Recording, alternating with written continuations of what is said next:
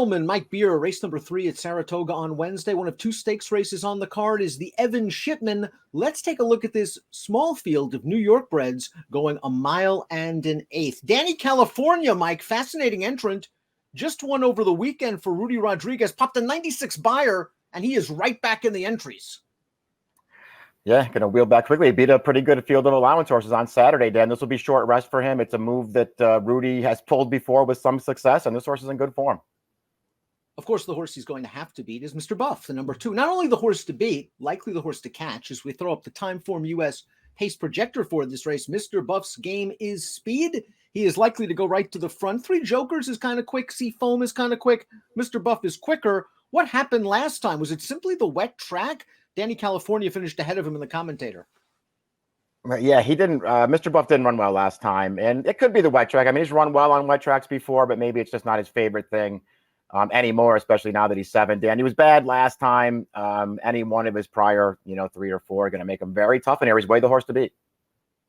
Let's watch Danny California's race over the weekend. Again, this was for an open $80,000 tag, and he made a nice move. He was basically 3 wide on the turn, and he's going to have to work. I mean, this is a pretty hard race he's going to be coming back pretty quick off of. He has to work to put away Superfecto.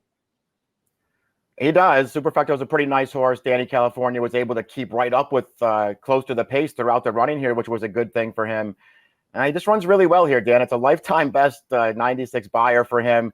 It makes him 4 for 5 at Saratoga in his life. He loves this distance, and it does feel like he's going to catch a little bit of pacer. I know Mr. Buff's fast, but they're supposed to be going early in it because Seafoam is one-way speed. Mr. Buff won this race in 2019. Probably the only reason he didn't compete in it last summer was because he was busy taking on the big guns in the Grade 1 Whitney. He's just a very lovable New York bred. He's won 17 times, over $1.3 million in the bank. And you just look at his lifetime form dotted with triple-digit buyers. If he runs back to one of those races, he's obviously tough. Not sure how short a price I want to take off a subpar effort. Yeah, that's kind of how I looked at it, too. I don't know how short I'd want to go on him, but I do think, there are, ways to mitigate his recent poor performance. We know that he's probably just better than this field with his good race. I personally believe that 9 furlongs is his best distance, even though he's run really well going the 1-turn mile as well. He's just way the horse to beat in here. We'll see what kind of price he is, and then we'll see again how the pace shapes up, because I think he does want to be forward, but so does Seafoam. And, again, Seafoam's coming off of a good race, and he's one-way speed. Speaking of Seafoam, he always seems to perk up a little bit at Saratoga. He won the Albany here as a 3-year-old. And let's watch his most recent start. Second race of the year. He was in for 45, and he was taken this day over a sloppy track. And as you mentioned, he likes to go to the front. He made the lead here. It was a legitimate pace. He sprints on home. He's feeling good right now. It's just when you look at his form, it seems that Mr. Buff has his number. Yeah, he's not as good a horse as Mr. Buff. That is certainly true. But he is a horse who I feel like they kind of know now that they just have to go with him. He is off the claim here, so we'll see what the new connections decide to do. But Rosario's sticking, and Rosario always rides this horse one way. Did it last time. He did not rate that pace, and he wired that field when he won up here last summer. He just did the same thing, Dan. He just sent him on a really fast pace, and he said, if you can catch me, catch me. They couldn't catch him.